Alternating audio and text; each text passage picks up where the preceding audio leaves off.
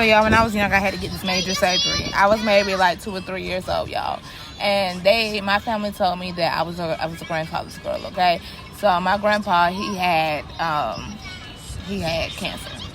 And he died right after I got out of my surgery, y'all. He told them that he was going to be here until I had my surgery, and I was going to make it out of it, y'all.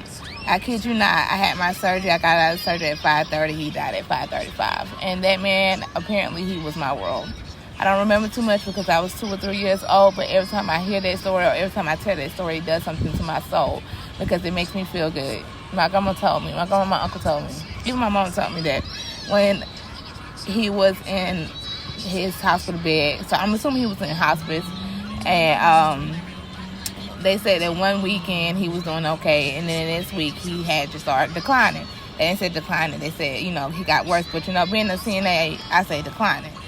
And so I would pull his clothes up to him and, I would drag him to him and try to get him up out of the bed and tell him to come on with me and try to help him, do his ADLs or whatever.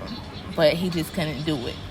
And that just goes to show y'all, I was meant to be a CNA. I don't care what nobody say. I was meant to nurture and stuff like that. But then I also found out that my sperm donor said that he felt like I was going to have a disability and that he felt like he should have gotten half of my disability check.